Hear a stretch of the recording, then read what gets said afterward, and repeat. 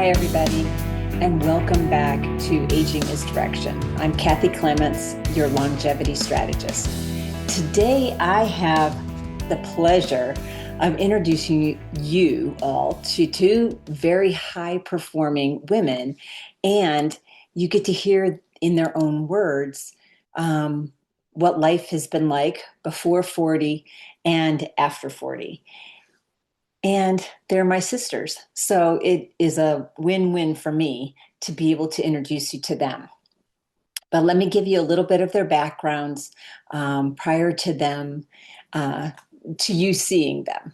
So my sister Marie, who is a year older than me, she graduated high school in 1981. We all went to the same high school and went to the Naval Academy. She was recruited as a volleyball player. She received a BS, a Bachelor of Science in Mathematics, a degree in General Engineering, and then went on from the Naval Academy to the Navy Supply Corps School in Athens, Georgia, which is the equivalent of an MBA. From there, she went into the military. Was the Naval Communications Stations Supply Department head in Diego Garcia, which is a British Indian owned territory. And she was there from 87 to 88. Then she went to the Naval Air Station North Island as the division director for Pack Up Kit and Supply Response Section Officer. And she was there from 88 to 91. Then she took a ship and went to the USS McKee, which is a supply ship. It's AS 41. And that was in 1991 to 1992. She was the quality assurance officer in Point Loma, California. And from there, she took another short command and was the commander Naval Air Pacific, NR 0294. She was the training officer in San Diego from 92 to 1995. From there, she left the military, resigned her commission. And by the way, during all of this, she's also having a family. So you'll hear that in the interviews as well. And then went into corporate America, and she received a certification in global professional human resources. So from 1996 to 2022, she was the I want to say principal. Maybe I have some issues. She was the vice president, human resource. Okay. Say that part again. Lee, you're going to have to redo that. So she left the military. She resigned her commission in 1995 and then received a global professional human resources certification and was a human resources officer for a variety of corporations. So she began as a vice president, human resources and global operations. She had this position from 1996 to 2022, first with HSBC North America from 96 to 2011. And she supported business partner operations, addressing all human resource capital for the business process migrations, totaling 10,000 staff worth of work. She created, measured, implemented, and evaluated processes and procedures to address human capital needs, improved the HR business partner role through proactive relationship management and creation and implementation of strategic business plans, proactively developed and implemented effective international recruitment, selection, reparations, and in and out brief strategies to support employees on international assignments to and from HSBC Group service centers. Worked with business partners to ensure proper compensation of employees, encouraged salary alignment to market, and supported the implementation of shared compensations reviews and studies. She initiated support and design for comparative review decision and implementation of incentive plans and employee rewards and recognition programs within the HSBC Group Service Centers, and provided consultation and communications throughout the whole of HR internationally and nationally. And she did much more with HSBC, but I'll go on to her next position, which is with Encore Capital Group from September of 2011 to October of 2018. She provided executive strategic human resource leadership and oversight to build and sustain a strong culture that supported Encore's values and vision while achieving an increasingly positive employee experience in an ever-expanding domestic and global footprint. She led mergers and acquisitions, both domestically and internationally. This work entailed gaining entrance into Costa Rica, acquiring businesses in Australia, Spain, Latin America, and the UK, in addition to HR oversight for a number of acquisitions of US-based companies in Michigan, Texas, and Virginia. She managed the HR business partner teams, the HR program management office, HR issuer audit, global HR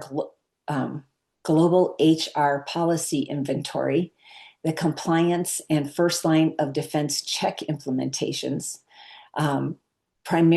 She was the primary focus on international HR business support for Bay Corp, Refinancia, Grove, Lucancia, and sharing the implementing Encore best practices across these entities. Additionally, provided senior HR business partner support to Encore's CFO, President of International, and CEO of Baycor in Australia. From there, she went to the Welk Resort Group from October 2018 to January of 2022. She was the senior executive human resource leader for the family-owned, privately held hospitality company with 8 resort properties locations in the US and Mexico, and staff counting over 2,500 pre-COVID.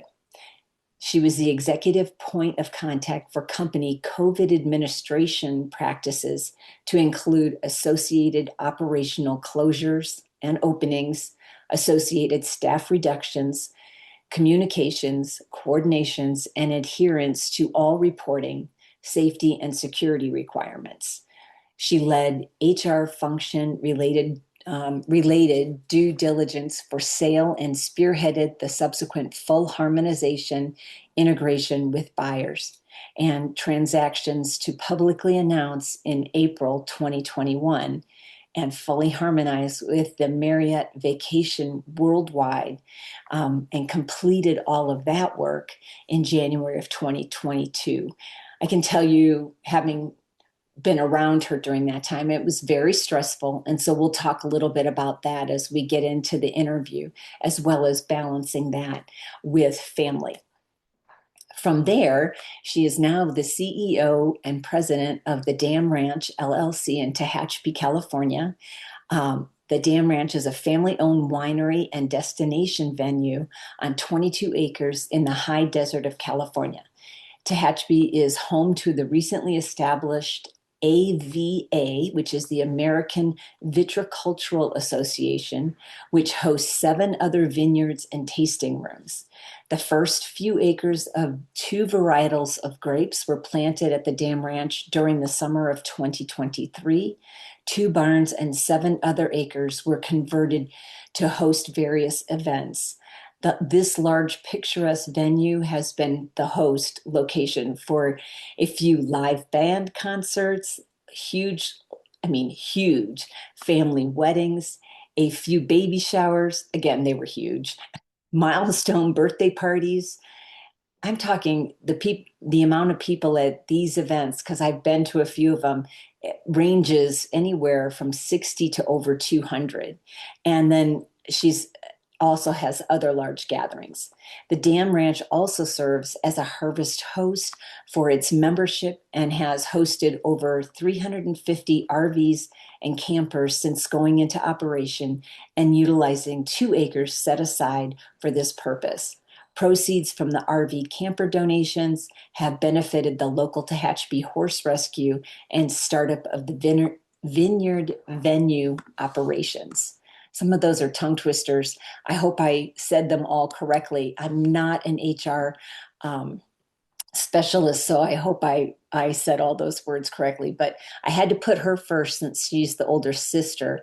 You know, it's a sibling ranking as we go. So the second woman that I want to introduce you to, let me grab a couple of sips, is my little sister, not to be outdone by anybody else. So she graduated high school in 1983. And from 1983 to 88, she received her Bachelor of Science in Industrial Engineering at at Iowa State University. In January of 1989 to 1991, she went to Andrews Air Force Base, Washington, D.C., as an industrial engineer. She also, let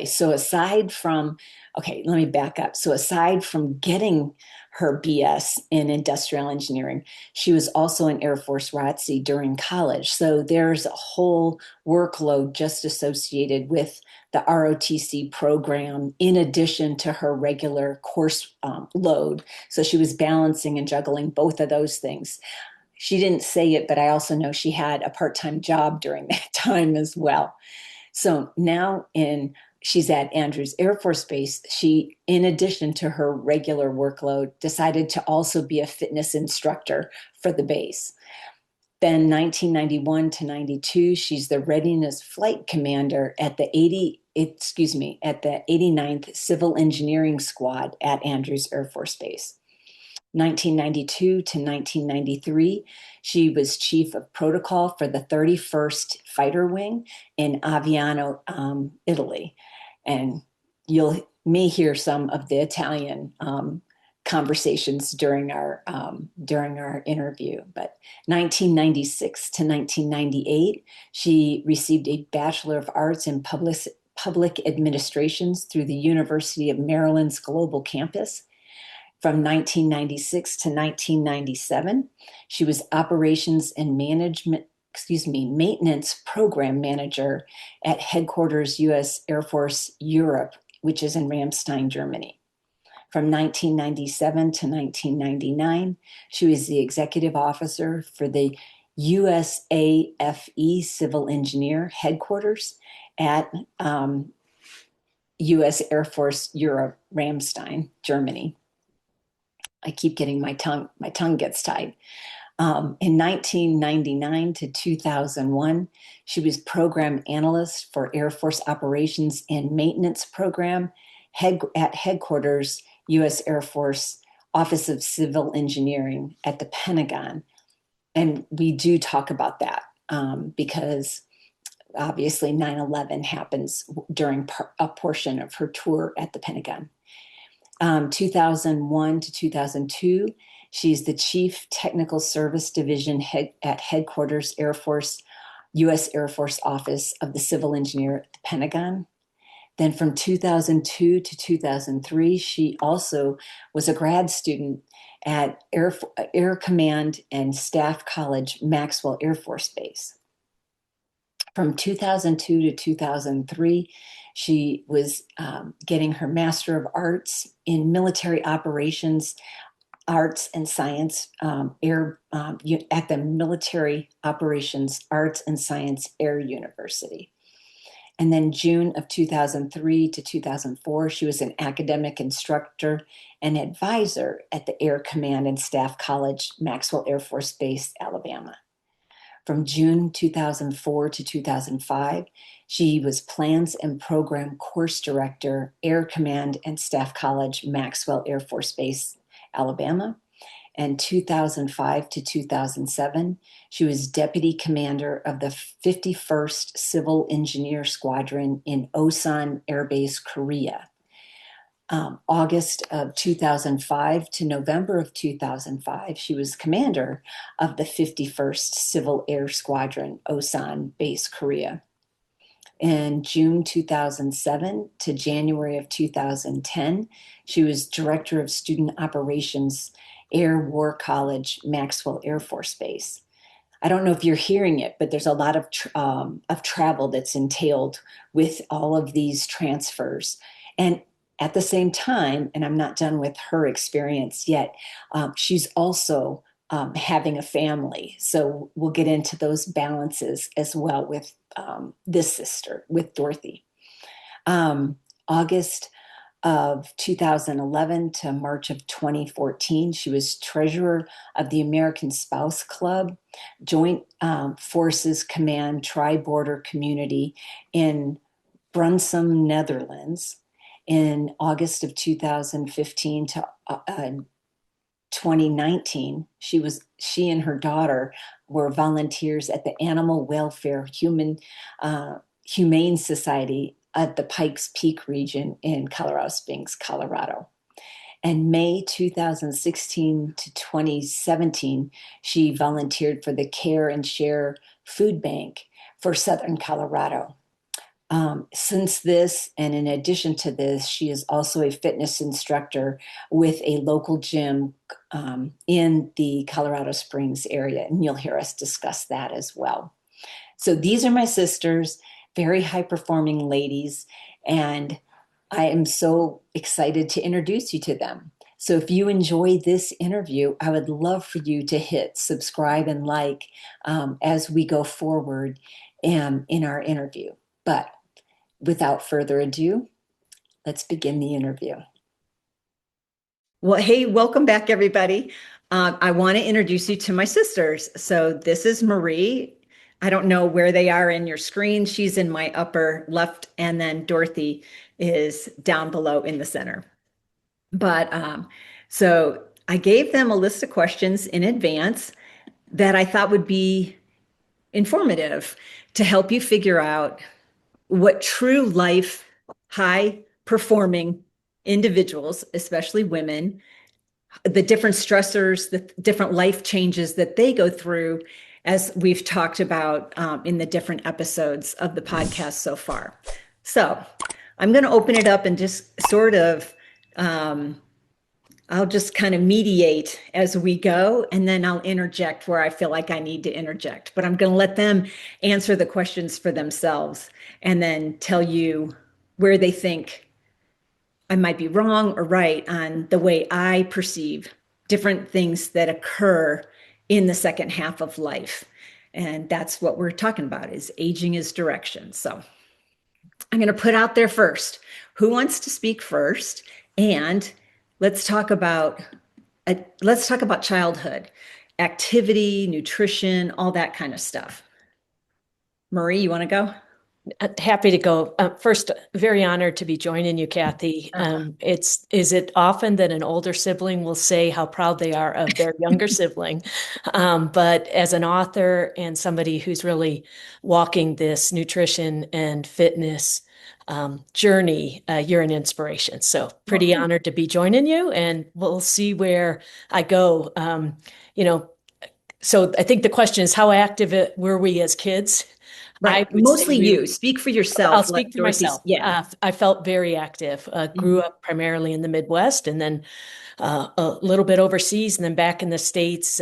With that Midwest, it was get out of the house. We'll see you when the sun goes down and the street lights come on, and so that was active play with neighborhood kids, whether it's kickball or impromptu play sports. I felt I was very active, and you two were a part of those years for sure. Red Cross swimming, every summer we did Red Cross swimming. We all are quite good in the water, and that is something that was very important to our mom at the time. And I've carried that on with my own kids. So swimming, and then moving that into Red Cross life savings, and then being excellent in water safety instructing. So would say we were very, very active as a young kid. And I could Yeah. pause there or go into the adolescence, but I'll. Or go into, so how do you think you ate? How do So I think I ate? what was your nutrition like? Do you think it was just as Well, in those early years, that was a little bit about you ate what was served, and we had a mom who actually was quite a good cook, and I think had it on her mind to have balanced meals that were packed full of nutrition.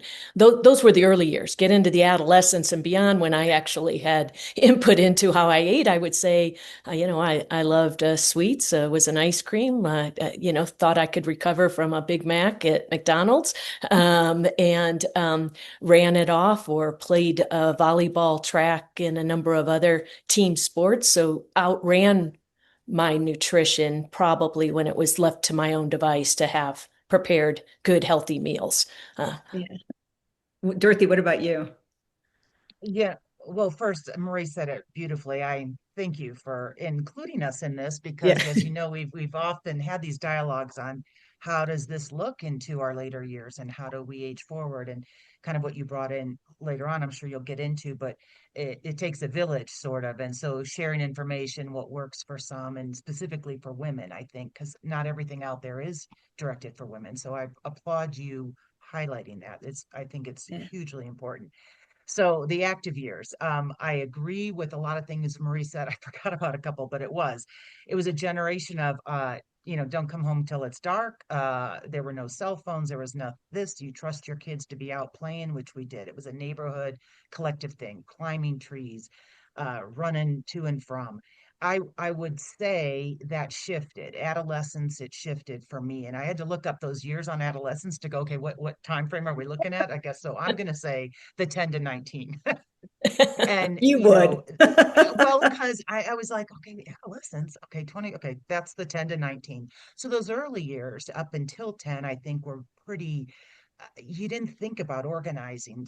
It wasn't organized sports. It wasn't getting your kids to all these activities. It was just sort of natural. And Right. so, in a way, I think that was a healthier way to approach it because it's not such an emphasis on you got to do this, you got to do this, and all that. Food wise, I would say, like Marie said, great cooks in the family, that sort of thing. But I think that you can't discount the impact of, say, trauma into how the food element occurs. And so, with our dad passing away, food became a little bit different. Uh, Food became an emotional thing, I think. And so that kind of carried on over into our adolescence. So I'll get into the high school, the same with, wasn't quite as active as you guys were. I tried. I also like to watch I Dream of Jeannie, so we kind of had to do a little bit of TV playing there. But yeah, trying to get into sports, doing that. We liked our sweets, and so I struggled with being overweight during some of those years, and that kind of affected my psyche. High Yeah. school, though, for the most part, Marie's right, you could get through because you've got metabolism, you've got that kind of Right. stuff going on.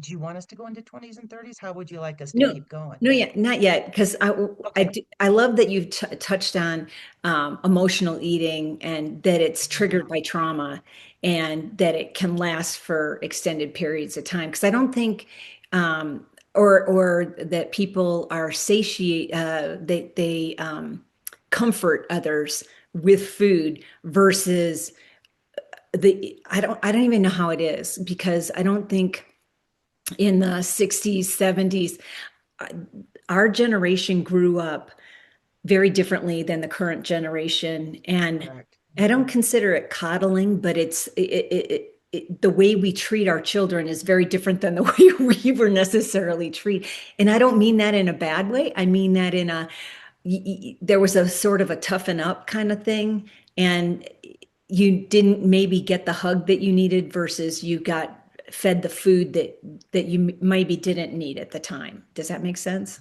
Yeah. Yeah. Yeah, Yeah. definitely. Okay. Mhm.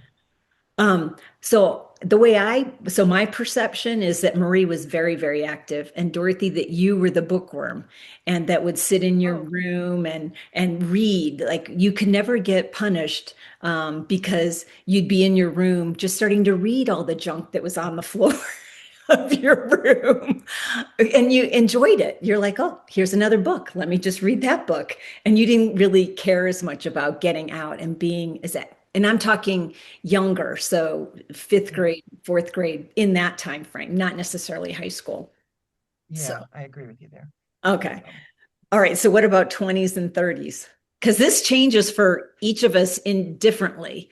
So, I mean, Marie, you get married, have kids, and then Dorothy, you and I didn't do that right away. yeah, Yeah. Well, going into our 20s, for me, the activity, part of going into the service academy, Right. actually was a draw because I knew that we would stay active, stay competitive in sports. It was my way of balancing. We joke, right, about as siblings will. I think from the days that we felt in competition with each other to actually feeling a push and support for each other. And to Right. me, that was the teens going into 20s, and we had different paths. And at that point in time, lost our mom. So it was just us, right? Right. And so the activity for me just was commonplace. I had to pass PRTs. I had it built into a work schedule that actually it was permissible to build in workout time. We had to fit into military uniform regs. And so there was a bit of emphasis on that. Now, how we stayed in regs and what we did to look good in our uniforms was probably widely different among our peer group and above us. But I was a runner and enjoyed that, and it was a personal sense of pride that I could max the PRT, right? So it overcame a lot, and so that just kind of perpetuated itself. I didn't have kids that early in my 20s. I would tell you I was I did have them Sorry, I I didn't did mean. have them very close together, but I think I was 29, 30, and 31. Yeah. Three back-to-back daughters, uh, all three are girls, while I was on active duty. And again, the emphasis of getting back in shape and having to be back in uniform within a very short period of time after a pregnancy caused a very clear prioritization in terms of physical activity. Maybe, yeah, and so but enjoyed that. I'm not sure in those years I would have benefited from a more sedentary job. It wouldn't have been consistent with how I operate. Or what I needed, what I needed then. yeah. So No, you I agree. actually enjoyed the activity you did, though. I, You feel like you really enjoyed that activity we level. ran we ran half marathons. We had to do sit-ups, pull-ups, we could carve out an hour in the day. Um, yes, it was a community that was all in their 20s going into their 30s. It wasn't a generational workforce Right. in a broad sense. And so you worked hard, you played hard. There were years that I exercised my muscles as much as I exercised my liver.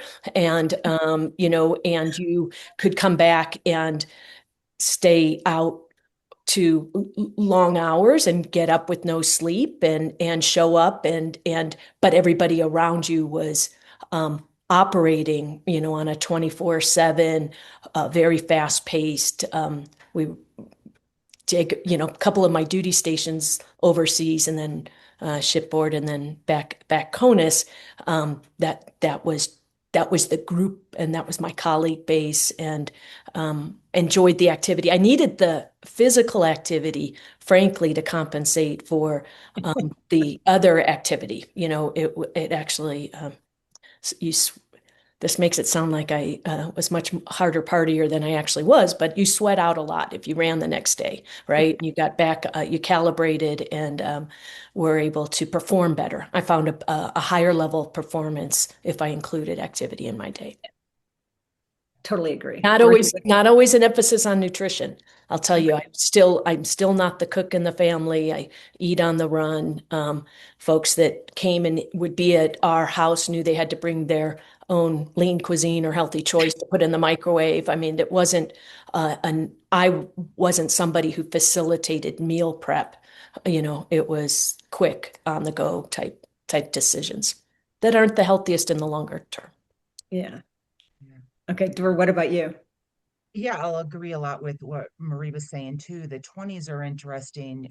College is ending, um, uh, in the military at this point, having to meet standards.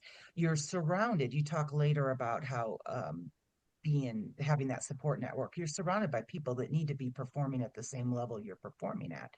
And so the work hard, party hard, they had to do the same thing. So staying out late, the group gets up the next day, you work out again, working out.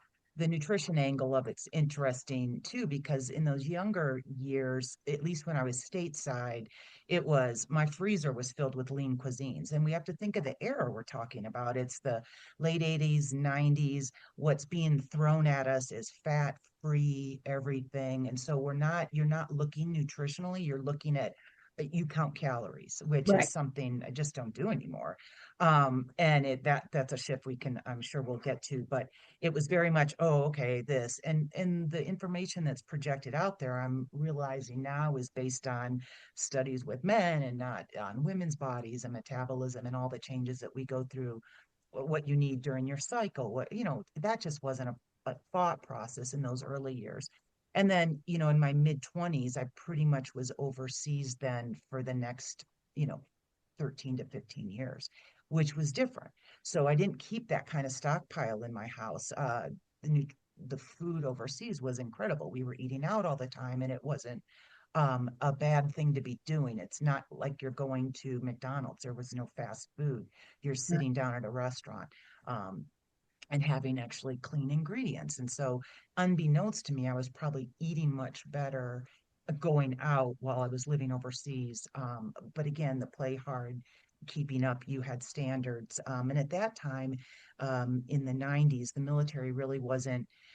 It had to be a certain weight based on your height. They didn't take into consideration am I more of a muscular type body? Am I all this? So there was a lot of stress with people that usually weighed a little more, being put on the weight management program, we would call it. And so, you know, I had friends that would do some extreme things, just to make sure they made weight. Or if you were a bodybuilder, I had a guy friend, he just couldn't make his weight because he had a lot of muscle. And, and you just do stupid things to fall within the standards when in fact you really were already meeting standards. And at that point in a junior kind of career, work wasn't as impactful. Overseas is a little usually faster paced than mission wise than stateside, and so you did work long hours, but you kept up with it. And without family, just friends or significant others, you weren't pulled in a bunch of different directions, as later you find out with motherhood and all the other things that are going on that you have to maintain. So, Yeah. yeah. Well, I have to agree 100% with all the party hard and work hard, because I remember those days where it was 2 hours of sleep and you take a shower and you're back in the office, and you didn't get invited out the next time if you didn't attend that event, whatever that event was.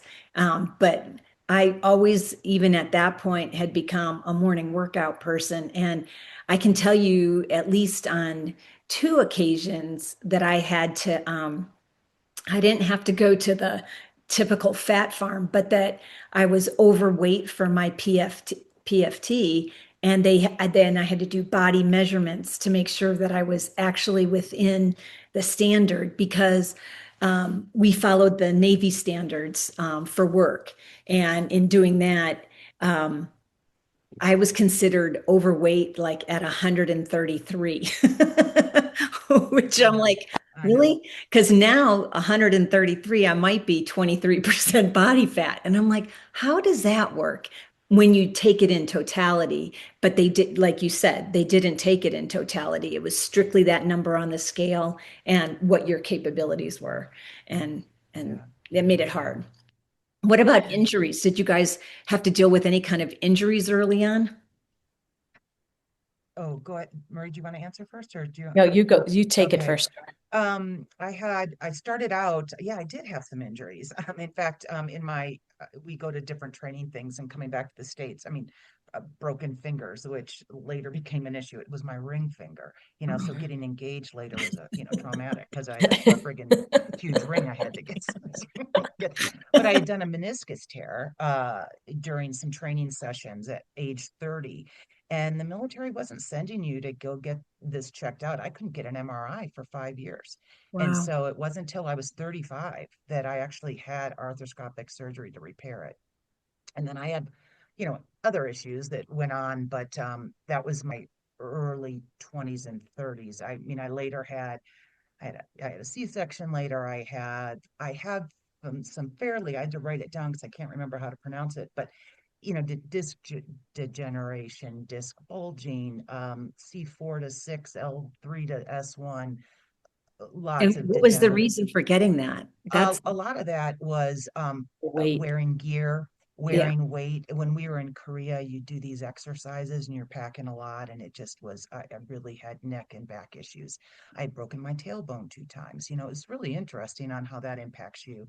And my knee, so that impacted knees. I've got arthritic hands. I have, as I've gotten older, taken choices on how I'm going to get those repaired, whether I go surgically or if I look at other avenues. And I don't know if you want to get into that now or talk about it later, Let's but talk about it later. Yeah. yeah. We'll do like So the pre 45 and gotcha. then we'll do post 45.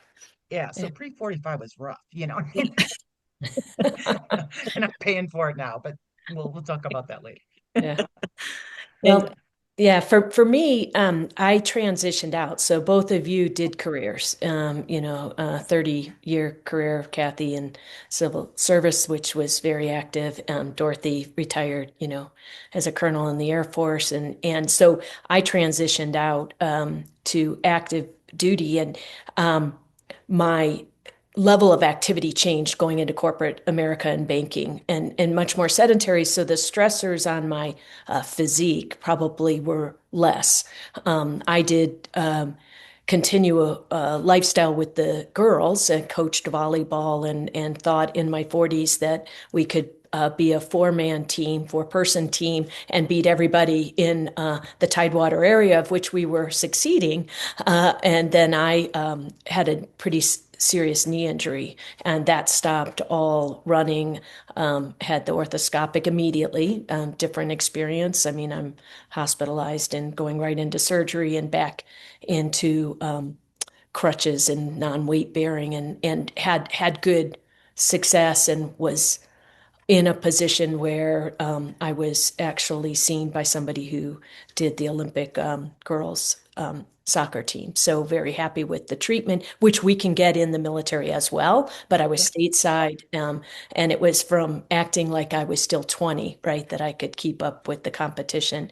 And for me, that was clearly a changer. I stopped running after that. I walked half marathons, never ran a half marathon again, didn't run, which was a good, that always felt good to me. I always would do 5-7 miles of running, and that was what I enjoyed as my go-to exercise, and so had to come up with different ways to get that fitness in.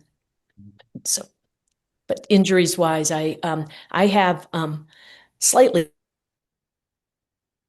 different. In the early 2000s, I was traveling internationally considerable, and doing some work overseas in India, and we didn't like to check our bags. And so I had very similar compression issues with my neck and back, because we would be lifting our carry-on into overheads, right? Because we didn't want to get to a foreign airport and have to go through a baggage claim. And it was all about, we're going to show up in the office at our first meeting after we've been 19 hours in flight. And so we were carrying everything from 2 laptops to what you were going to wear for the next 2 weeks. And so I can relate very much. Dorothy, I don't think we've talked about exactly the diagnosis, but Scott, my husband, and Kathy and Dorothy obviously know him, he goes, "You still do that, you have these back injuries and you still refuse to check a bag." And I go, it's ingrained in me, like I'm going to walk in with this overweight bag and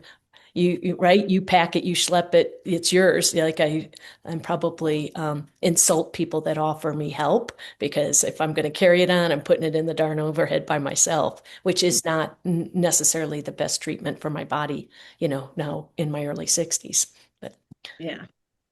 Yeah, and real quick, you might not call it injury, but it's also a recovery time for the military. When we were in, you had 6 weeks after having a child to get back yeah, and get back in Right. uniform.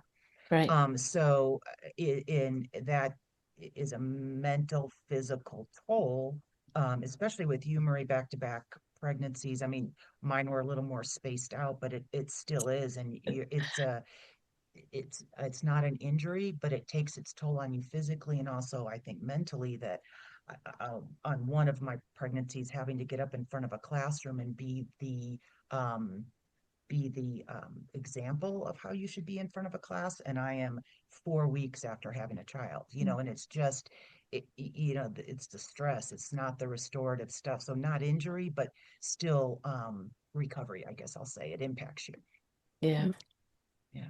Okay, so I'm going to stick with that for a second because Marie, you had baby number two, and you were actually assigned to the USS McGee. So you're up and down ladders on a ship.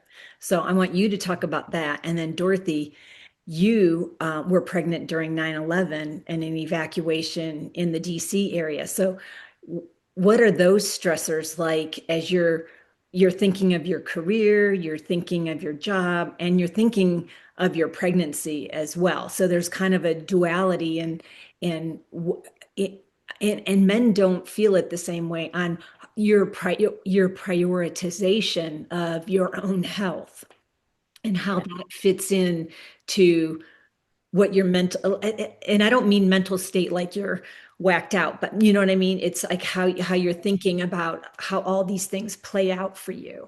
So Um, Thank you. You're taking me back to the early 90s. And yeah. yes, I had our first daughter was born Balboa Naval Hospital, and the next assignment was a ship. And I had a right or wrong a view of how you do Navy and integrate your family. And so I had them in between duty stations so that I was not a loss of manpower for any one specific. So I was coming off of one timed one duty station, which was shore with the birth of my daughter. I went to a ship when she was 6 weeks old. Um, my husband we're dual mill. He was also active, and I'm a year less than a year into that sea time, and I'm pregnant, but I wouldn't support a transfer to shore earlier than my rotation time because I had it right or wrong. I had a view of how you play Navy, and it's not to take a shore billet away from somebody in advance of when I should be rolling to shore. And I do live with a thought that being pregnant for the full 9 months, I stayed associated with this ship. And so the water on the ship that I'm drinking, probably has JP5 fuel. First off, I went back and coming back off of maternity leave, I was behind on my inoculations. And I just said, great, get me, I'm shot up with the shots that I was behind. And hadn't made the connection that I'm going to have to stop breastfeeding. So I went cold turkey, at 8 weeks, which would not have been my preference with my oldest daughter, and went onto the ship. And, for somebody who didn't think they would be easy to have a second pregnancy, I lo and behold, I'm pregnant a few months after. Yeah, they're literally 12 months apart. So so there you go. They're very close. We're all not too far apart. So it happens. And but having a pregnancy while I'm on a ship, and probably it's one of my things that I do talk about now is what does the environment do that unexpectedly to Right. the incubation of this little girl and new baby, right? And are we aware of the hazards of access or chemical, we're doing GQ, we're drinking water out of fountains that are filtered, not with a view of, that taking, prenatals, of course, I'm getting all the right care. And I'm still doing my 3 on 3 off watches. So I think I was more making those that I worked with uncomfortable, although I'm relatively short and small in the ladders and being pregnant, I didn't have mobility issues. I pulled the watches, was up. You're tired the last few months, you're tired. But for me, I kept showing up, and it will be whether or not, and hopefully Stephanie won't listen to this down the road, but it plays on me whether she'll have, there were a couple of things that happened in that pregnancy Right. that I wonder whether it was the environment I was working in that contributed. Yeah. I know you had some medical issues attributed to the pregnancy, but also to the ladders and to the movement in the ship. Yeah. And it was kind of a balance as to Yeah. what you were. Right. So I think not to make this all about health and being your best self and maintain a workforce that can have kids, because I think we're light years ahead of that now. And so I think I want your listeners to know, but in the time that I was serving, I think we've made inroads and strides, and there's maternity leave and paternity leave. There's family leave that's all, incorporated into a healthy next generation of our military members that are serving. And those were probably from feedback that we all provided. But, I thought I thought I had a miscarriage. I went through, didn't, thankfully. And then following that, my daughter can be very sick. When she gets sick, she goes down hard, and so you wonder if that is something that happened in utero that caused her to be slightly different in dealing with. She's a very strong kid, but there is a way that. Yeah, let me get off that because they're bound to listen to this. And my girls are starting their own families. I'm a grandma of 2 by our oldest, and all 3 are married now, and we're hoping for more grandkids. Yeah, but that's my story, and I'm sticking to it. Yeah. Okay. Yeah. What about you, Dor? Well, I guess I was a high risk pregnancy because I was 35 going into my first pregnancy, and we were at the Pentagon, and so it was with our first daughter. It was it it was a hard. It was I was in a work environment that was difficult, a very hard taskmaster as a supervisor, and I was probably working 14, 15-hour days throughout the entire pregnancy to the point where um I had my husband is also active duty working in the Pentagon with me, and we'd be walking back to the car at night, 8 o'clock at night, and I'd be holding my belly because I'm having Braxton Hicks the entire time, and so that was continuing, and finally, even the doctor had said, you got to get it down to 12 hours or less because it's just too much stress on you, and I'm 35. This was, I had 2 children. She was born at Bethesda Naval Medical Center. I think it's now Walter Reed, maybe, but it's in Bethesda, Maryland. Fabulous teaching hospital, great prenatal care, all of the above. But she ended up being a C-section as my first child. 2 years later, we're still at the Pentagon, and I am pregnant again, and we're going to get into 9/11, but I was about 4 months pregnant with our son, and 9/11 occurs, and we've got to evacuate. It was a stressful time, to say the least, but he was born fine. And you do these things and you come back quick. Like, for example, after our first daughter was born, that was the year 2000, and I had to wait. But right after that is when I had my arthroscopic surgery finally for the knee. So we've got a child, we've got the knee, and then we have a death in the family. And within a 2-day period after that surgery, and you were visiting at the time, Kathy, Yeah. I had the surgery, I think, on Friday. We found out there was a death on Sunday, and I've got to get on an airplane. I mean, it was just, it's kind of crazy on how that all worked. So you're back in and back into work within 6 weeks. It's a quick turn. It's an emotional turn on that, especially on that first child, I think, putting them into a daycare facility and so forth. And it wasn't until our third child where we had her in a very much lower paced work environment. I was a student down in our schoolhouses in Montgomery, Alabama, and night and day pregnancies, on um, the stress wasn't there. Now, the return to work was much quicker. I was then transitioned to be a faculty member. And so at 4 weeks, I'm up in front. So things like nutrition, how am I going to get this weight down? I mean, I gain a lot of weight when I'm pregnant, like 60 pounds, so Jenny Craig, here we come, and so I, I get on because I just couldn't wrap my head around. I had to have someone just do it, tell me what I need to do. So have these pre-done things. That was easy and it worked. Still, our Pentagon years, no, we were not really working out when before we had children. I'll say, yes, I was working out every day up until the day we delivered. I'm walking on a treadmill, not running, but walking and trying to get a little aerobic capacity. But the more we had children, finding that balance of work, kids, and this, that kind of went by the wayside. So a little more self-care wasn't happening. Supportive husband did, we're very much a balanced family on what roles we take, like, hey, what needs to get done gets done on Right. whoever has the time and capacity to do it. I'm so fortunate. I think we're all very fortunate with the spouses that chose us or we chose them.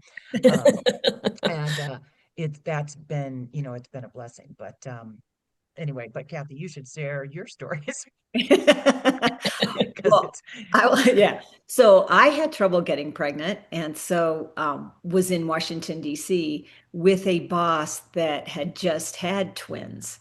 And so as I'm going through fertility treatments and things like that, he was great. Um, just him, my next level up. He was the only one that knew what was going on with me on a day-to-day basis. And obviously, I talked to his wife a lot. I saw their kids. Lee, my husband, talked to him. So we kind of had an idea.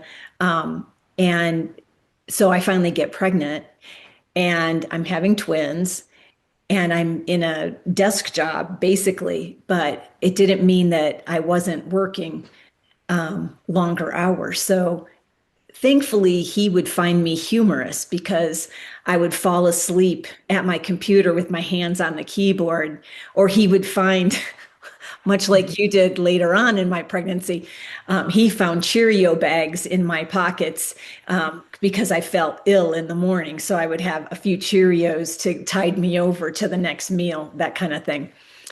The thing I had to worry about, like exposure wise, was firearms because they had already made the determination that fetuses can hear and be affected by the shots from guns. And so, therefore, I waited as long as I could to tell anybody above him that I was actually pregnant. And it came to be the first firearms qualification that I needed to do. And I looked at him, I go, I'm not qualifying. And he goes, I know, but now it's your turn to go and tell and to open your mouth. Well, at this point, at 3 months, so you two were tiny at the beginning, but I already couldn't fit into my pants. I was already unbuttoning the top button, leaving my blouses out a little. And I have to go into my second line supervisor, and it's sort of humorous. And I say to him, I go, hey, Ron, I need to talk to you. And he's like, what's going on? I said, I need to let you know I'm pregnant and I'm not going to be qualifying. And he looks at me and goes, God damn, does your doctor know how much weight you've gained? And I went, I'm having twins. He goes, but still. Now, he's a crusty old Vietnam guy, and I just took him with a grain of salt. There were many things during my pregnancy that I was very even keeled about. It was after I had the kids that I think I went through hormonal fluxes drastically. Drastically. And maybe the two of you can attest to that. Yeah. I know Dorothy will because she was in uniform when I had one meltdown in the hospital. But anyway, um, then I was told by my OBGYN, hey, I was supposed to take orders to Italy from DC. And I said, when's the latest I can fly? I will extend here until I can go. And he said, 6 months. And I said, all right. And had coordinated with someone in Italy that we were coming in. I was going to be pregnant. Then military knew, the base knew I was coming in with twins. And like you, I was already 35. And I go to my OBGYN, well, thanks for the last checkup. And he goes, you're not going anywhere. And I said, no, no, no, no. You said at 6 months I could fly. I have tickets. I'm leaving. And he said, you measure 8 months. And I said, that's not what you told me. I'm going off the information you told me. I'm leaving. Because my only options at that point were to stay in the United States and have Lee go to Italy and then maybe not make it back for having the kids. Or the only other option was go. And then thankfully, you guys were already in Germany and I could come up and stay with you if need be. So we make the choice that we jump to Italy. So we get into Italy the beginning of August of 98. And so our job at the time became counterterrorism, and the Africa bombings happened, and all these things, life things started happening. So I was off and running, waddling around Italy, and I had an Italian man telling me he didn't think I should be out in public because I was too big. And I said, and it was still August. That wasn't even the biggest I got. So Well, I think that your claim to fame is that your twins were full they single were full term. weight. And um, Yeah. I know you were ready earlier than that. I said, you got to hold on. You got to make it the whole 9 months. Let those guys stay in you. Keep incubating. But George you finally have, gets on the phone with you. No, no, no, she's big enough. I mean, you brought up two things that I want to kick back on was the flying aspect, but Mhm. the hiding of your pregnancy. We Yes. were in, you can't understand the toll that probably is in a work environment. Like I know I was getting a promotion recommendation form written at the time I'm pregnant, and I wouldn't tell people. Obviously the right people are joyful that we're pregnant and all that sort of stuff, but you knew there was still a little bit of possible bias towards you. So you hid it as long as you could. You're trying to stuff yourself in a normal uniform, be presentable. And I finally went into my boss once and I go, I just want you to know I'm coming in maternity clothes on Monday because I can't take it anymore. And he said it was good. He had the right response. How are you? How are you feeling? And but I don't think it's realized the lengths we go to. Another thing is breastfeeding at the Yeah, time, Marie. I know we've made great strides and changes, but at the time to pump or yeah, nurse, there's no nursing room. I'm sitting on a toilet yeah, pumping, and so stress, job, this, my milk dries up. You've got that mental thing going. Am I a good mother? Am I this? All that sort of stuff. The same thing flying. I had to yeah, check with an airline. How late will they take me to go on a yeah. business trip back to Colorado from the Pentagon? And okay, Delta, they take to 32 weeks, and I was 32 weeks. All right, I got to redirect on Delta. That's just it's stuff that shouldn't be probably stuff we have to process. But I will attest that Kathy, you incubated those babies really well. Well, so so the good and the bad, I get kicked Yeah. out of Italy to go to Germany and got to live with you. And all I had to do was worry about waddling to the doctor's office, eating my Halloween candy. that I wasn't supposed to eat and learning Italian. So I was doing pretty good on all those counts. Yeah. But in the office, the my supervisor that received me didn't like the fact that I didn't come ready for work, that I was automatic, like within 3 weeks, I was then removed again. And he saw that as a detriment to his office, which is unfortunate. And what do at this point, I just kind of throw up my hands and go, well, that's the way it is, you know. And we had waited long enough to try and have kids. So I wasn't going to let his attitude change my attitude about having them. But anyway, so it was funny. But yeah, so like you, C-section and then recovery from the C-section. And then thankfully they slept through the night at 2.5 months. And then I went right back to work. So they were born the end of October. And by February, I was back in the office working again, trying to fit into my clothes, trying to get my weight back down, having to do physical fitness, doing everything I could. And there it was an easier environment, just, to exercise first thing in the morning and then go into the office, work your full day. And we had at the beginning someone that would come into the house and take care of them. Or no, I take that back. I took them to a guy that we work with's wife in the morning until the summertime. And she's like, I want to spend the summer with my own kids. And I said, 100% get it. And then that's when we found Josie that would come into the house and watch the kids. And then Lee gets mad at me because I convince her that a good career move would be learning computers. So she quits with us to go back to school and now has a great job. But so anyway, so at 18 months, they end up in the Child Development Center and start getting every disease you can imagine that the kids get. And I have a 4-week trip and I leave him with kids that are projectile vomiting into the back of the car.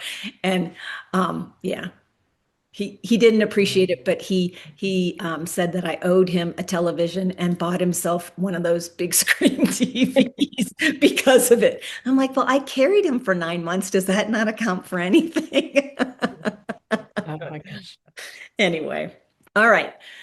So kids and us and injuries. So now the kids are starting school. Everybody now, Marie, your schedule never slowed down, and neither did yours, Dorothy, from what I read to everybody in your resume. I mean, you're traveling, you're deploying, you're back and forth out of the United States, and the kids are elementary school, and you're now in your 40s. We're all in our 40s, right? Mid to mid 40s. Yeah.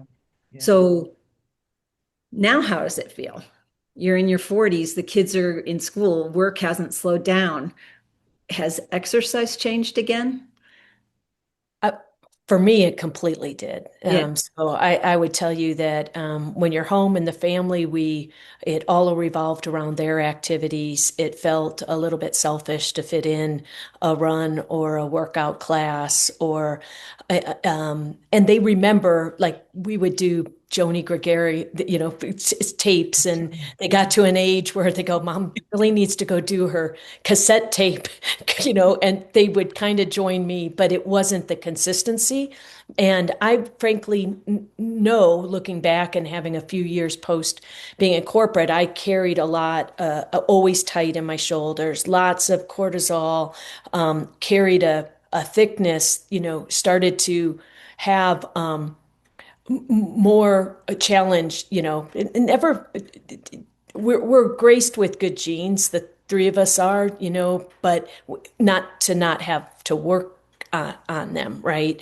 And I would say that one of the benefits was having the kids at home. We were more conscious of what we ate. So serving a balanced meal, trying to incorporate that, brought in good nutrition, but the activities that I participated in were really what the kids did, right? Getting them to, maybe we threw in, because you were doing some competition, Kathy, I prepared for a half marathon or something, in there, because we push each other. And I've always looked to you and Dorothy as the ones that had a better well-studied understanding of good nutrition and I get my inputs from the two of you and some of your triathlons and half marathons where, well, if she can do that, God bless, I better get out there and figure out how I'm going to do one.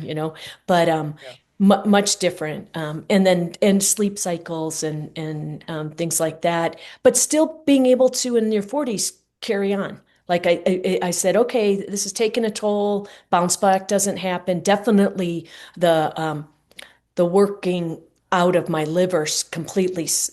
Our kids didn't even see us as a couple that drank, right? We just didn't have a pace of life, but that was happening at work engagements. Of course, you're having dinners and you're having a glass of wine, but not to the level that I did in my 20s and 30s for sure. So that counterbalanced. But fitting in and having a consistent workout, that was the first kind of to go, right? A conscious, mainly because if I had free time, it was with the kids, right? And I know that I felt the balance that we're talking here around raising kids and being a good mom and still showing up at work and, you know, excelling at work because we're a bit driven. I know that about us three. And so it's okay to just say, all right, I'll get around to myself later. I'll think about what I need later, right? Right. Yeah. What about you, Dora? So my early 40s, I think I was really still active. We were over in Korea at the time. It was pretty crazy. I had to exercise with my unit, and that was a 4 a.m. thing. And so the crazy, our kids were 3 and 5 at the time through 4, 5, and 7. Yeah, we were there 2 years as a overseas remote tour, and I mean, it's some ridiculous stuff. We had to hire a babysitter to arrive at our house at 4 a.m. so that they could watch our children while both my husband and I went out to our respective units and exercise because it was mandatory. And so that was still good, but I'm not getting the sleep. I mean, I'm working. Um, I'd go right back after 4 a.m., be done and in the office no later than 6. I would get home at 6 to do a quick dinner with the kids, put them to bed, and then go right back into work till about midnight and do a repeat. And that was 7 days a week. There was no break for really 2 years. And so that was crazy stressful. The last year, the exercise dropped because we're in civil engineering. Our construction load over there was, $6 billion worth of construction that you had to put up, and you had to then now do more time trying to make that happen. So exercise stopped. And thankfully, after that tour, we went back to a pretty slow pace in at Montgomery, Alabama, at our schoolhouse. Did I pick up the exercise? No. So that first year, it was a little crazy. And the funny thing happened, my husband and I would get home from work, we'd pick the kids up from the CDC, this Child Development Center on base, and it wasn't a late day. It might have been 5 o'clock, I'll say, but we hadn't planned on anything for dinner. So as we're starved, we're kind of eating as we're going, what are we going to make? And we realize we're really overeating at this point because then you're, okay, what are we going to fix for the kids? And that's when things started to be more kid meal, our meals. And we're like, we got to stop this. And Neil, my husband, came up with the brilliant idea. I'm coming up with a menu. So funny. We're engineers, so he has a spreadsheet developed on what our menus are. I remember your spreadsheet. I did too. Well, funny, I didn't get back into when we were trying to have kids. We had a spreadsheet on my when I knew when I was ovulating. So let me just tell you, I have no doubt. I even told the Hey, doctor. the Burris household needed that spreadsheet. We never fully adopted a spreadsheet. I had a spreadsheet, so I knew the exact day of conception, I'll just say. And so when they go to test you for whatever week you're at, that they've got to give you that, I'm like, I'm not at that week. And the doctor's like, yes, you are. And I go, no, I'm not. And so, of course, I test wrong. And he goes, well, maybe you were right. I go, I know, right? So anyway, the first years back in Alabama were not great for exercise. In fact, I don't think I did. Well, I started doing a little more running and doing a half marathon, but nothing that was consistent. And then my Yeah. husband got tasked with a year-long deployment, and that changed because I had to do something. I mean, we were taking the kids to their activities and everybody's doing their own sports. So we consolidated and said, you've got one parent now for a year. I can't take you to five things. The three of them, you're all going to do taekwondo. So the whole family's going to do taekwondo. So I started doing that with the kids. It was fantastic. And I started training, but still you do crazy things. Like I'd get up at 4 to be able to run and do the training before they would wake up so that I could get them up. And that was when I finally probably made the best connection with mental health and getting that out, because it was a great year while Neil was gone, but I knew I had an end in sight. I do not, honestly, I can't tell you how much I appreciate what single parents go through. Like you alluded to, Marie, you still felt guilty about self-care, and you didn't give yourself that, when in fact, if we just would learn what we know probably now in our 60s, is you'd be that much better for the self-care as Yeah. a sane mother, a little more, all that kind of stuff. So that was my 40s. Yeah, that was my 40s. So we did another overseas after Neil got back. I had started the whole P90X era while he was gone. That was my salvation, quite honestly. That was the shift in which I saw the significance of what strength training really does for you, and why that should be important. Yeah, because But I can remember when you told me you're not going to lift heavier because I'm going to get bulky, I'm going to get big. And I'm like, no, you're not. You're just going to get I strong. know. Yeah. Well, the 90s were all about the step aerobics and, all this sort of stuff. And I did start teaching, they called it body sculpting at the time, and it was really using body weight resistance as your strength training. Um, but that clicked with me. The P90X thing really was a good shift for me, because I was like, lift as much as you can, sort of mentality, and see what that does. That also shifted oh, I want to build arm. It was more of a whole body concept. Like, you're not gonna build arm, you gotta start whole body, and it becomes one, like that song, the hip bones connected to all that is so true, and so forth. So go ahead on your 40s, Kathy. So mine kind of switched again. So Lee's dad was ill. He resigned. We moved to Georgia, so we were actually right st one state away from you. And I then took a leave of absence and started my own business.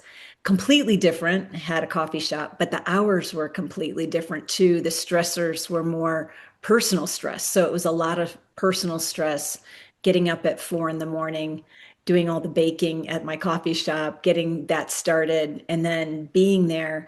The hours were much longer, I think, than most of my days working. But my support network at that point was my neighbor across the street, and Sandra would know. She finally started coming to the store and working at the store. She would come to the store and just clean. And I'm like, you can't just come here and clean. If I'm not going to pay you, you have to be paid. I can't. I go, that doesn't sit well with me. But Yeah. the days I had to work late, she would pick up the kids at the bus stop and she would feed them and take care of them. So I was throwing my kids at her some mornings when I had employees that didn't show up, that kind of thing. So kind of like your 4 a.m., I'm going to work out and here's a babysitter, or, I've got to do what I've got to do. But then we switched again, and now we move again to South Georgia, and now we're both deploying. So exercise for me continued, but my I'd already started going through menopause and perimenopause. And so my body wasn't reacting the way I expected it to the increase in exercise. Was I eating well? No. I mean, I think I was doing what you were doing. We were accommodating the kids and putting meals together that were nutritious, but for me, probably too heavy in carbs and not enough protein. And in the way we now start looking at all of these things.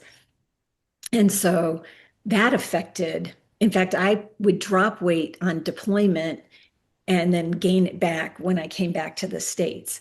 And because on deployment, you only got whatever they made. And for whatever reason, this Indian curry was my like favorite go-to vegetable curry. And I was like in heaven and had one when I was in Iraq, I had one gal that I would run with every morning. And so that started our day perfectly. And then when I was in Afghanistan, there was not a judge, a lawyer. She was in charge of their office, and she and I ran, and then would have tea in the evening and kind of discuss, because all my cases would end up with her anyway. So it was because it was frowned upon to be appearing to be fraternizing, even if you weren't. So she was the only one, and I was considered a member of the general staff in a like a second tier kind of a thing.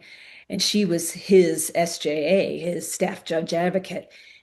And she was the only woman, other than an admin colonel, who didn't want to socialize with us. So the two of us ended up just for the whole deployment, just being like each other with each other, because otherwise it was considered inappropriate to be seen out, or it just gave the wrong impression. I guess that's the better way to put it.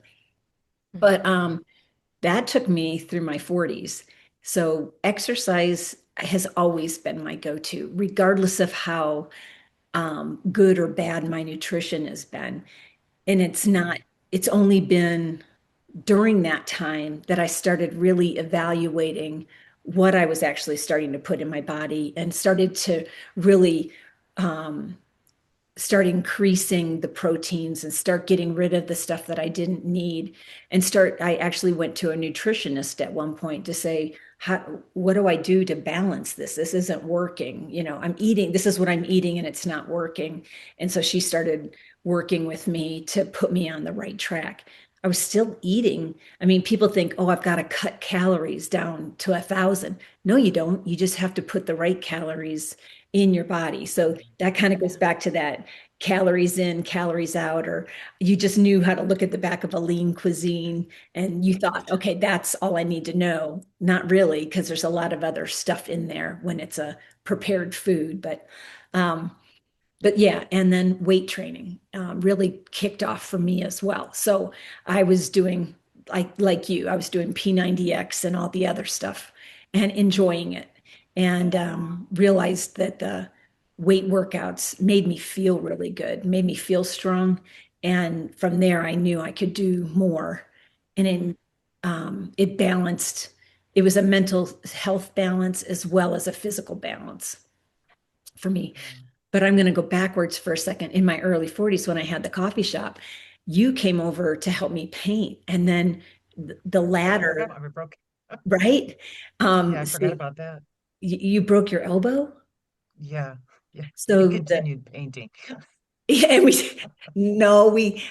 did go home and we went back.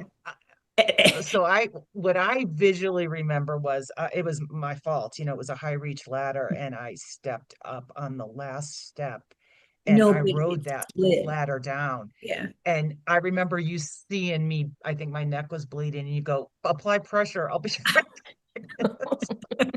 and you had called 911 because I guess the fire department was right I next. ran over to the So firemen.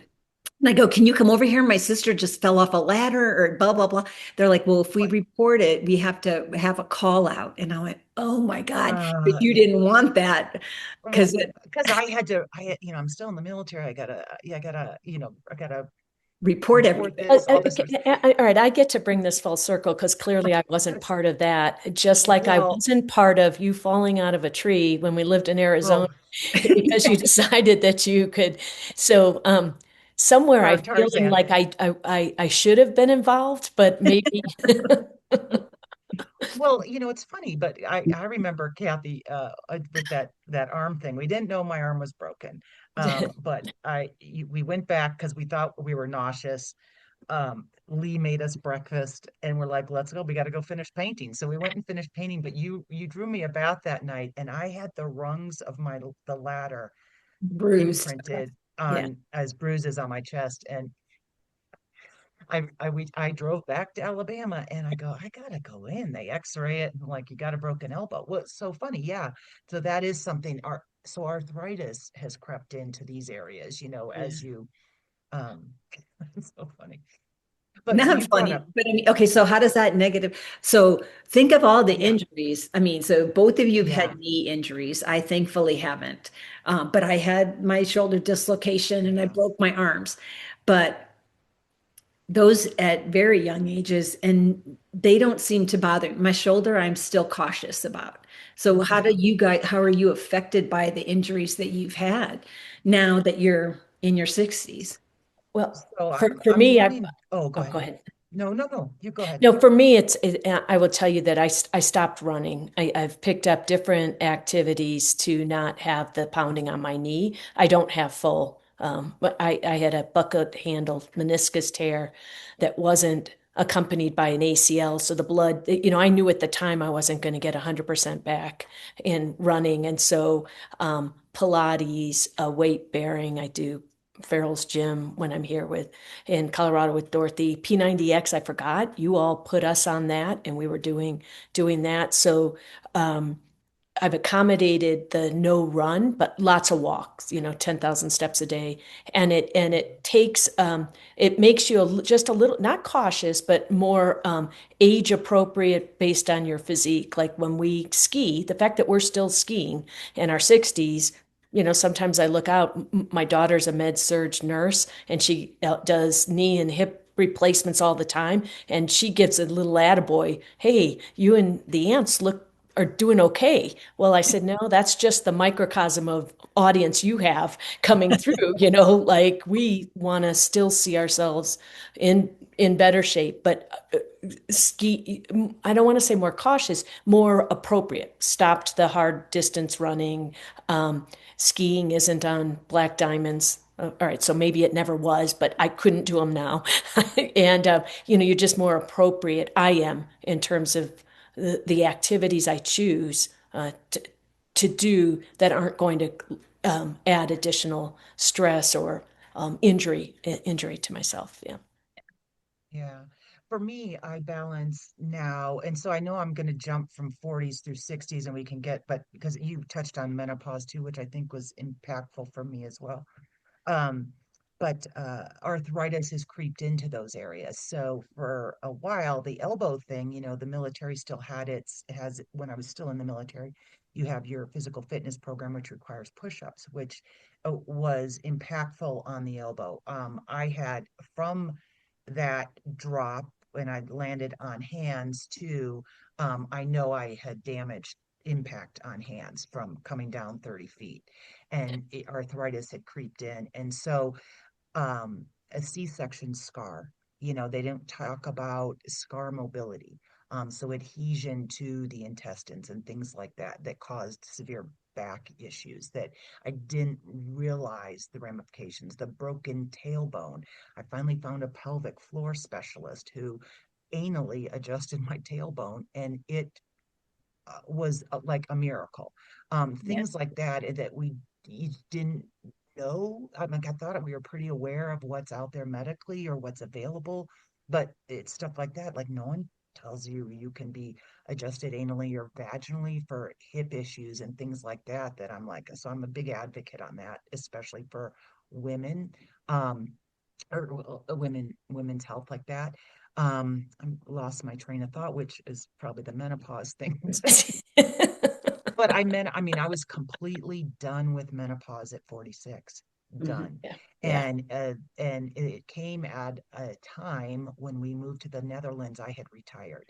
So it was a combination of finding purpose, um, a bit of depression, moved to the Netherlands, uh, it was great. I had a great crowd of spouses that I ran around with, and you're overseas. It was beautiful. The kids were having an incredible experience at an international school, but I was depressed and I drank a lot. And so all that P90X and getting there and the best shape of my life disintegrated very quickly. And while it was a wonderful tour, I wasn't recovering mentally.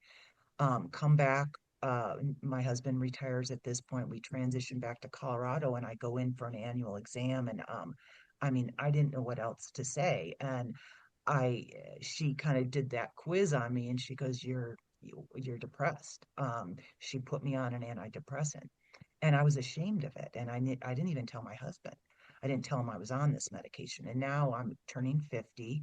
You got to go get in your colonoscopy, and start that. And I talked to medical professionals on any medication I was taking and so forth. But I remember coming out of recovery, he goes, I didn't realize you were on an antidepressant. And I go, I'm ashamed of it. Isn't that the silliest thing? And so I wasn't treating things that, so there was a hormone shift, all that, but wasn't eating properly, was drinking too much. And that started to shift probably maybe 2 years after I got back to Colorado, to where I feel that's why I want to be. I'm glad you're advocating. I just feel like, and getting this out for other women to feel like they're not alone in certain things. Because you're like, and I tell my kids, I want you to be at a point in your 30s, 40s where it's taken me my 60s to get to, like to finally go, okay, how do you balance what works for your body and all that kind of stuff. So um anyway, I'm rambling a little bit. I know I'm skipping Not at all. around. Yeah. Yeah. You're on target. Yeah, you're on Okay. target. Okay. Yeah. So Because then my next question was going to be, what can't you do now that um, you really wish you could still do when you were younger? Or are you good with all the adjustments that you've had to make with age, with exercise or whatever? I'm personally very good with the modifications. Like, I don't care if I have to do a push-up again. I swore after I retired from the military, I'd never do another push-up. Now, I did. So you modify. How are you going to work your chest? I'll make a modification.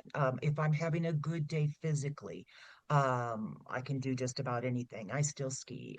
I don't water ski just because of probably the opportunity to do so. I still ski. We hike. We picked up dancing, and I can't tell you. I'm sore, like when we come home from that, like, what? How is that possible? And just using different things.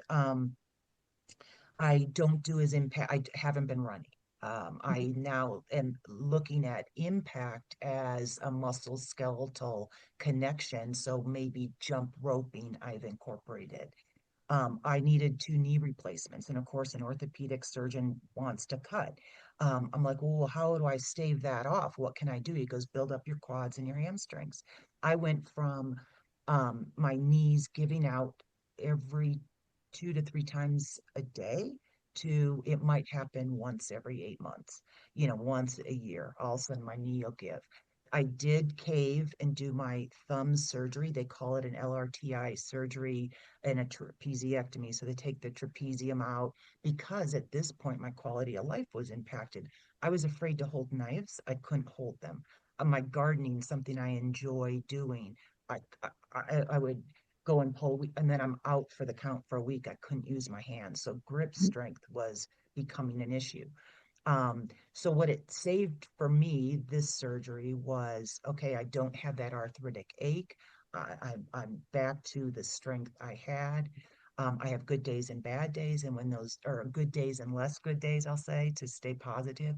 And you just make modifications. So I actually don't think I'm missing out on anything right now, with the modifications. That's So good. And contributing too. She didn't mention, and Kathy, you might have in her bio, that she's a fitness instructor. So she Yeah. doesn't just participate, she actually leads, which is where I see both of you. You're leading a way for a dialogue and modeling behaviors that others, our generation, are going to benefit from. So I applaud you both for that. And it's been an inspiration for me. So what don't I do or what I can't do? I would tell you I do give myself more grace now. I'm in less competition with anybody else out there and just um, I start each day with a kind of a general sense of how I would like to show up physically and what I would like, and then don't beat myself up, which is something that took years to go, okay, I'm going to start again. I'm going to start again. And you talk about that a lot in your book, Kathy, kind of a practical guide to feeling strong and it being just, it's not a start over. It's just a, integrate. And they're going to be days that you're going to enjoy that birthday cake, or you're going to be in a place where you're sedentary for all the right reasons. You're on a, I don't know, a windshield tour of some new land, right? And just to be okay with that and not think about the woulda, coulda, shouldas that you would have normally, I would have normally included. And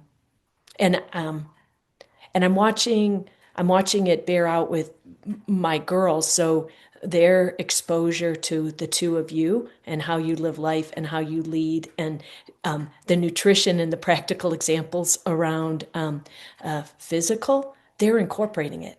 And I can't take credit for that. I have to point to both of you for having modeled them in their early 30s now, moving it, and their choices are much more aligned with something that I would say, hey, I can't take credit. Their aunts actually have demonstrated this in a way, and happy that they're got enough insight to pick and choose, and they're on one swims masters, right? The other does run.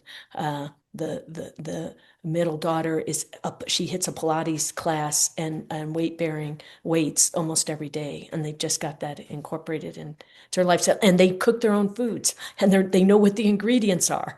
Like it's a kind of a wonderful thing, and so That's good. yeah. So what do you consider your, so as you age, not that you didn't have them when you were younger, but where are the connections? Where are the groups of people, or are there groups of people that you still connect with that feed you and that you feed into? Yeah. For me, it's right here. So I would tell you, sisters and sisterhood have a very strong impact. And we don't live in the same state. So for your audience to know, and there's a virtual connection, and family is very important. I do think social connections and not, I love how and I'm putting a plug in for your book, because you talked about how connections and social connections, we're meant to be connected with each Yeah. other. We're not meant to have isolations. That human touch and human interaction is so critical, and it changes. So for me, it was work colleagues. It was always family. There were years where it was just my immediate family. Now it's Cousin Palooza with all of your kids, and us joining the rotation we had with holidays at each other's houses. I've got a unique group of work colleagues from corporate, and then a sisterhood and classmates and colleagues from Service Academy. It's a unique bond, and it fuels me. And I have a strong, as my husband and I, a faith-based piece that I think we'd rather model than talk about, but that does come into great play. And it's part of my daily activities to start with readings and giving thanks to God and a higher purpose and hope in a eternal everlasting, that comes through. I think I need that, model it, and that I do pass that piece into my girls. I see them incorporating that, but I'm conscious, and you've put the plug to not narrow my connections. It would be very easy, because it does take an investment to write the note, to have the special time carved out to meet with somebody who's homebound, to you know keep through the miles and across the states, or even across the globe where our networks all are, right? Those connections where that they're important. They're important. What about you, Dorothy? Um, Support wise,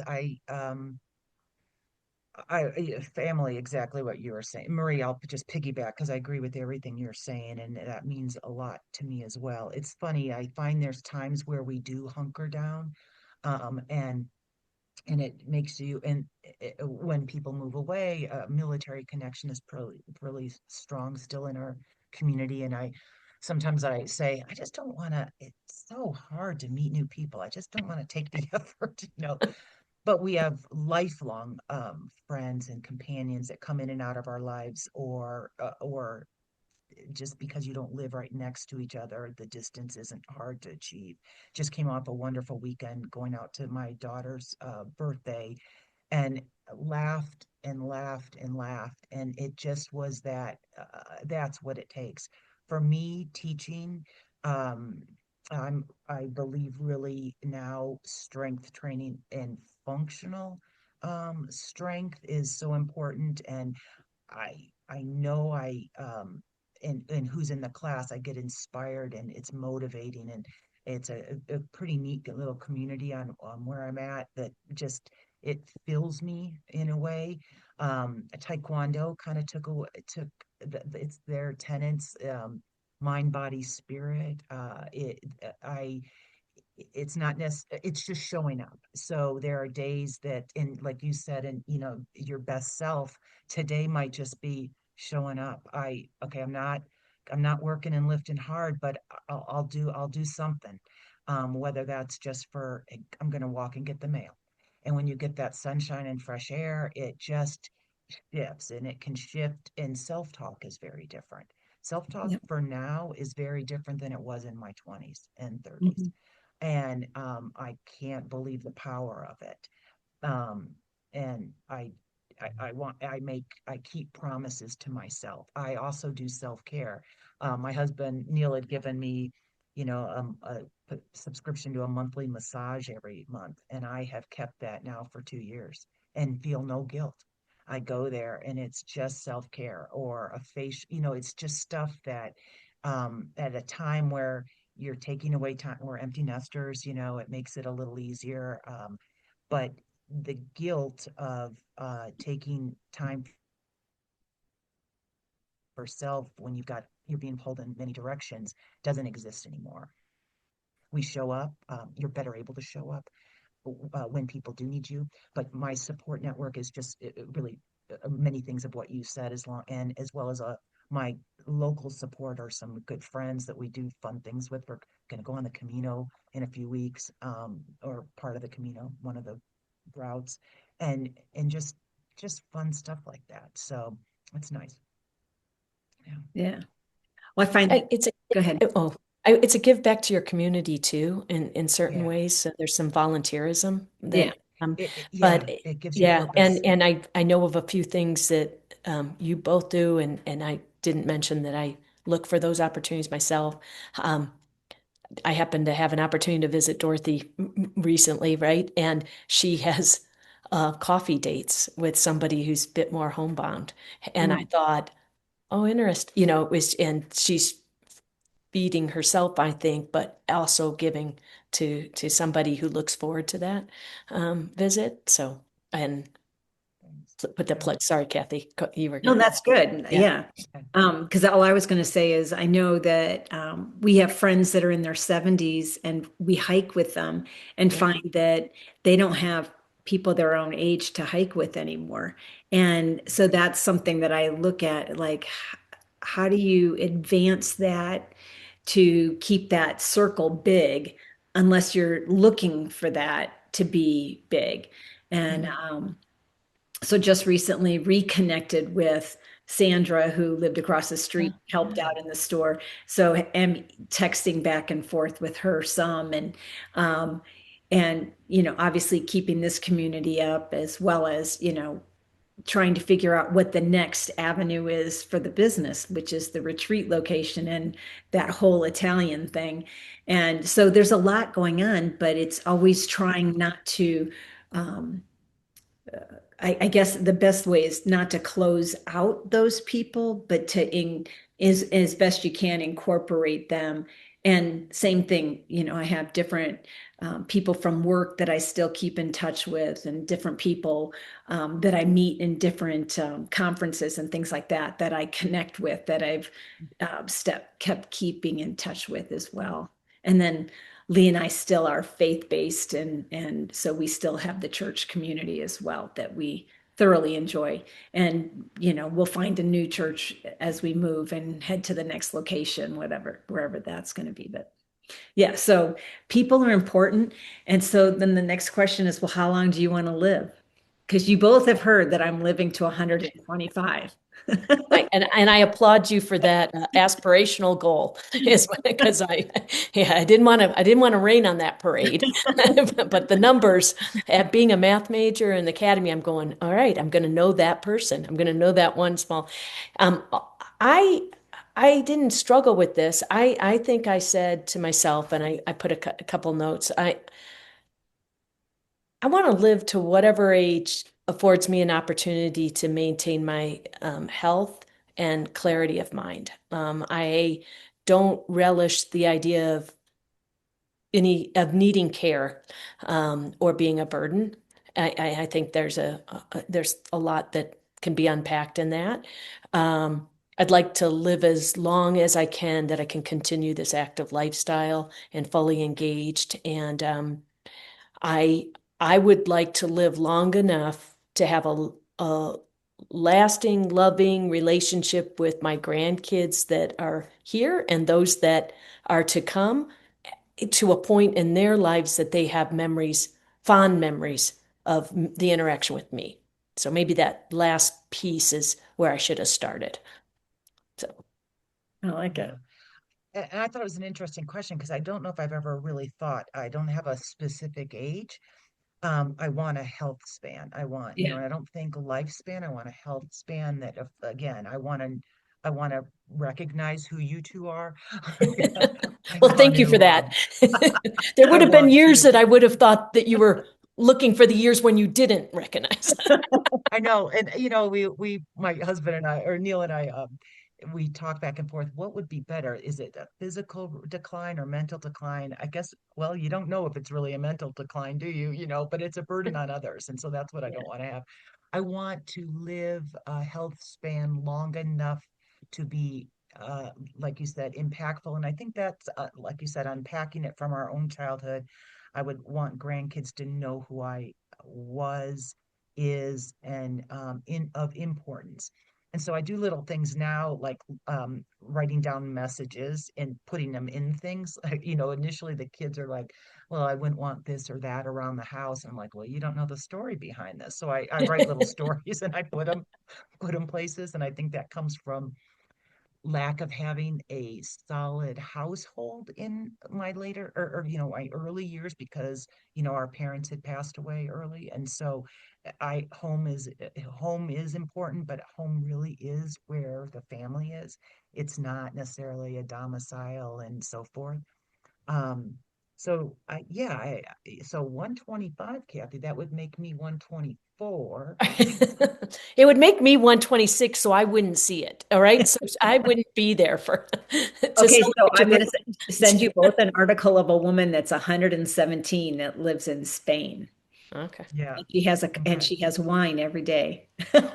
All right. So that's a selling point right there. Lee, Well, they just Lee told me I'm going to have to find somebody else. He goes, I think you're going to be married again. I go, oh no, I'm not getting married again. they interviewed a nun that's, I think, the oldest nun in the world. I think she's in New York, and she's 100, and it's in maybe 108, and her uh um this is the problem. I can't get the words out. So, but her philosophy was never stop teaching. So it's Yeah, teaching youth and teaching. And so when you were talking about the 70-year-olds that you go hiking with, the multi-generational influence in our lives is really right. huge. Important. Like we're getting that with your grandchildren now, but like my neighbor, she's 78, and the other neighbor's 90, and they're a joy. And it cracks me up that I actually make time. This isn't she always says, "Oh, I'm a burden." I go, "No, I actually look forward to these." It's Right. it's a fun time, you know. So Yeah. anyway, I think we need all that in our lives. So then if that's the goal, to be healthy, and have a health span, not necessarily a numerical age, what's the purpose? What's your purpose? Oh, good call. I think I'm still trying to find what my purpose is in life. Yeah. I have glimmers of it because it's very fulfilling and it's multi-purposeful. I raising kids that were contribute help to society um that have legacy, but yeah, it's a purpose. That's a good thing. Um, It's a hard one, right? it is a hard one. Yeah. So I think of, I guess I think of Grandma Shantz. So she lived to 91 and literally lived to, well, not quite 91. It was what, a month before her 91st birthday. And the last purposeful thing that she got to do or wanted to do was the family reunion, and then passed before. And that's an energy thing too. If you think about the way you get up for special events and the way you know, all the preparation and all the things that go into a special event. She was elated to be there, very excited. And so then I do want to talk to Sue about, like, what was her nutrition like? What was her, you know, why are, are is it genetic, or what is it that, you know, would all of them have lived this long? That kind of thing. Mm. Well, Sue's attitude, and for our audience, Sue's our aunt. She too says she wants to live to 125. So it just might be the two of us, but then by then I would just be 105 Right. because she's about 20 years older than us. But yeah, but anyway, Yeah. it's a thought. But I think grandkids are huge. It's a huge draw. And think about that. At 100, you could be having great grandkids. That's right. If our kids would ever, you know, have kids. I know. Yeah. That's the big one. You know, it's like, when's that going to Not gonna happen? happen. Yeah. Yeah. So in the meantime, little Mason and little Connor, they get to get doted on because, you know, Yeah. they're funny as all get out, but I at know, the I same know. time, they're good kids. Yeah. Yeah. But that whole "it takes a village," I feel to your kids like I do my own. I Yeah. feel they're part of Yeah. they're not just my nieces and nephews, and Connor and, you know, Mason aren't just your grandchildren. There's something that is it's it brings you life and joy to see this whole circle, I guess, of life. You know, it's Yeah. just it hit me when we did our Cousin Palooza and we're all out there and the kids start dancing and doing karaoke, and I thought it's been handed down. Yeah. It's the next generation doing this crazy stuff that just made my heart swell. It was so wonderful. Yeah. Yeah. All right. You guys have any more questions that you want to talk about? This was amazing. It was good. This was, yeah. Yeah. Right. Very good. I think the different stories, who do you have lined up to come on as podcasts? Are we and maybe you stop recording now or no? No? Okay. So No. is it are we your first? You're the first interview. The podcasts are really talking about foundational things, the 5 pillars Right. that I sent you. The naturopath Yep. that I see, she's willing to do a podcast. Oh, Our wow. chiropractor, the gal that does these amazing massages that Lee gets, plus she does halo therapy and salt therapy, and so she wants to talk about the science behind why these things are good for your health and your longevity. And so I said, yeah, I would love to have you on. We have to figure out what a schedule would be. So those are the first few that I have in my head. There's a gal that I met that does reflexology, which is like the pressure points on your feet and stuff. And I wanted to talk to her and have a conversation with her on tape as well. So those are some of the first few. The audience really hasn't come back with, hey, I want to know more about this subject or that subject. And so the more, I think the more exposure we get, the more people are going to come back and hopefully ask questions. Because I said I want it to be a dialogue, because I'm sure there's things I don't know or haven't heard about, but I'll start researching them and find somebody that can talk to them, you know, Yeah. Yeah. Well, I love your pillars, strength, stress regulation, sustainable habits, clarity of purpose, and because motivation fades, that's the piece that connected for me on that purpose piece, and then Yeah. connection. And I just came off a week of celebrating, and we integrated health and healing. And I asked that intentionally because you've always been nutrition and a proper weight bearing and exercise, but you've expanded. And to the point that I just think I heard you describe, there isn't any place in that health journey that you wouldn't explore. And Right. so what's neat about what you're doing here is it's going to create a network that's all of a sudden going to pick up. But I have a couple of thoughts of individuals that manage and we talked military, so traumas in the military, recovery from age, PTSD and Agent, Orange and things like that. Somebody who does that, and then other. I feel less equipped to speak to your audience other than this was really fun and I hope they get something out of it, and more like, oh, what can I do for Kathy? And it would be connecting you with other individuals that I've heard, because you're a tight-knit community, right? That all is invested in giving back to, you have a clear purpose in my mind. You're living that purpose. You took a pause for 30 years and went into, Naval Criminal Investigative Service, counterterrorism, but your goal, and you spoke of it in high school, that was the job you had.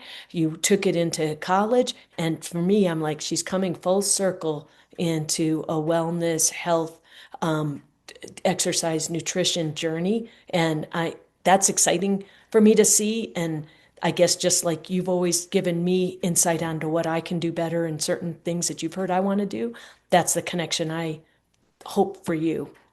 And Well, it's going to happen. It's going yeah. to, Oh, yeah. Dorothy and her darn pelvic floor exercises that she sends to the nieces all the time, and they would be horrified if their mom sent it to them, but they accept this information from their aunt. Between the two of you, anyway.